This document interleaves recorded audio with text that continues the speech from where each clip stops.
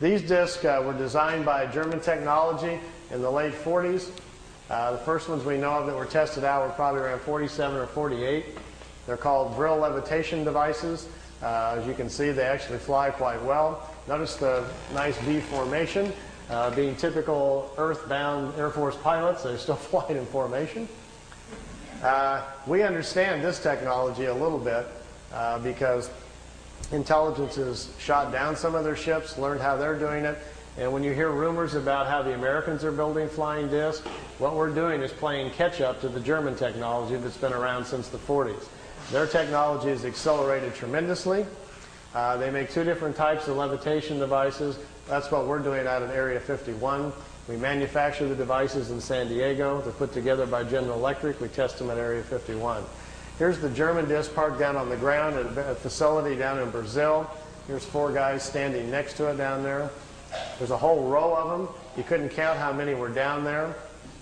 He had his Polaroid with him and grabbed a few short shots here. Over here's 2 guys here on a craft coming in.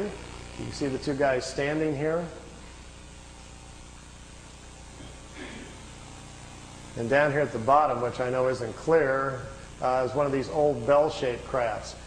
Many of you are probably not familiar, but there was a fellow named George Adamski back in 1962 who claimed to be having contacts with people from Venus. This was the craft he was taking pictures of.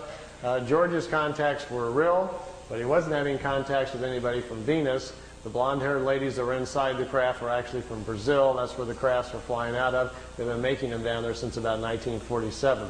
They find it very convenient if they make contact or land somewhere to tell people they're extraterrestrials, and we're very open to it. If they tell them, hi, we're part of a German intelligence group from Brazil, people would freak out. I got my camcorder and I've got my micro lens on here getting as close as I can to this picture. It's a very, very small Polaroid picture that's about that big, and it got wet in the rain. He left it in the windowsill, so I've ironed it and put it on paper so we didn't lose it. And I'm copying it with my macro. Here's the whole picture. Over here is one of the old bell-shaped discs. There's one in the air. Notice the platforms they're sitting on. There's a guy standing here. There's a guy over here just coming out of this disc. I'm trying to get real close to the bottom of it here so we can see what they're like. This is an area, if you look on a map, I've got a little videotape over there if you're interested in learning more about this information called Space Cities. I've narrowed it down to about within a 200-mile range where this facility is at and what they're doing down there. Here's the guy standing there. The discs sit down on the platforms. Remember earlier I was telling you about how the condensers charge out the bottom to have to charge the field up? If you get too close to the Earth, the charge dissipates because it's grounded. These metal platforms, they sit them down on the platforms, then they can keep the ship charged up. And if they need to take back off right away, they can. They don't have to wait for the ship to charge back up. The platforms charge them up for them, so they can lift right back off. If they would set it down without the platform on the tripod legs, they got to go through the process again of charging the capacitors up, which takes 3 to 4 minutes. So if they're in a hurry to get away, they're in big trouble. These old bell-shaped discs actually have 3 Mercedes-Benz truck engines in them driving the magnetic field. This was their first design that they made. This was the first ones that the Germans built. These craft here were under consideration, and they were working on them in the end of World War II. When you hear about Hitler's secret weapon at the World War II, if you go back and look at the newspapers, that's what he was talking about. They were in hopes they would get these things up and working, and they would still have a chance then to win the war. Fortunately for all of us, they did not, or we'd all be speaking German today. Interesting side effect, too, once they finally did get them up and working, they made lousy war weapons because the field around them prevents you from dropping bombs or anything out of them. It ignites the bombs.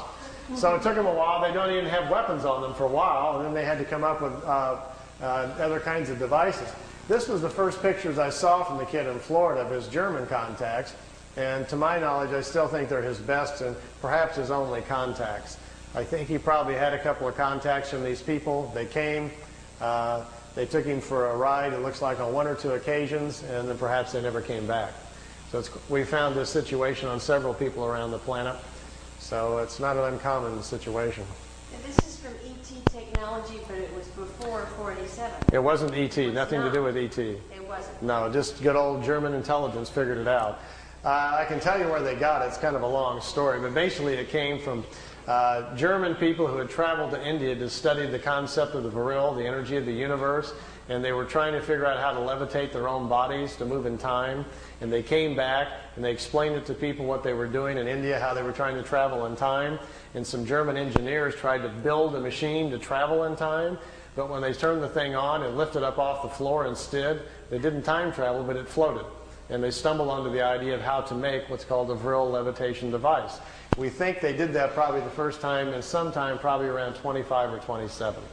And then the concept laid around in private circles for a while and then became a potential thing during the war and then really didn't happen until after the war.